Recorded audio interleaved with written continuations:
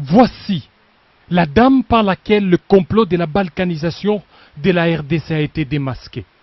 Il s'agit de Béatrice Safari, épouse de Roukoumera, coordonnateur du M23 chargé de la mise en œuvre de la déclaration de Nairobi. Tout est parti d'une simple et banale fouille, qui d'ailleurs est de routine le 18 avril 2018 à 13 h, à la barrière entre la RDC et le Rwanda, plus précisément à Goma. Quelle ne fut pas la surprise de découvrir sur elle ces documents très sensibles. On y voit un mouvement intitulé Front pour la restauration du Congo, FRC en cycle. Et ce qui est troublant, c'est que ce front est en connivence avec les M23 et le RASOP de Moïse Katumbi Chapwe et d'autres structures avec des objectifs bien définis et des répartitions des responsabilités une fois que leur forfait sera commis. Entendez par forfait accéder au pouvoir par des voies illégales et illicites. L'arrestation de cette dame n'est pas anodine. Tenez, le 4 mai 2018, Bertrand Bisimwa va écrire une lettre à Saïd Djinit pour dénoncer l'arrestation de la dame comme l'indiquent ces documents. Alors, que contient ces documents mystères? En le feuilletant, l'on se rend compte que ce document est composé de deux grandes structures politiques et militaires. Le RASOP de Katumbi Chapwe et les ex-M23.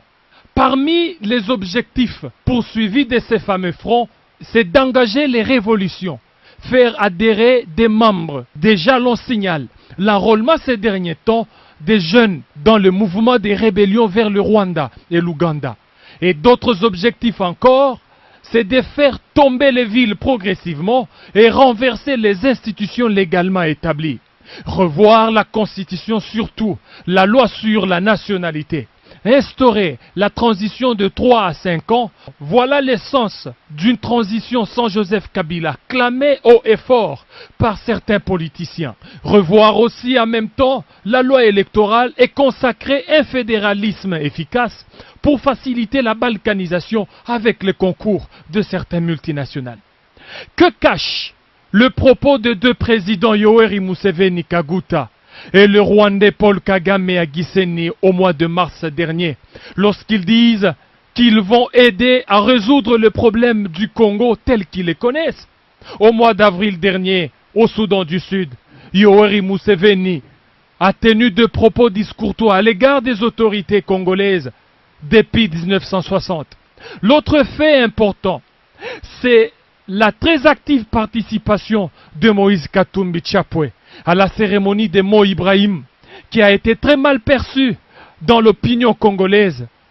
Et dans ces stratégies, l'homme de Kashobwe met en contribution les services de Madame C, d'origine burundaise, devenue très active entre Pretoria et Kampala, où elle sollicite l'appui logistique militaire de ces pays, avec le soutien d'un président de l'Union africaine, mais malheureusement anti-panafricain.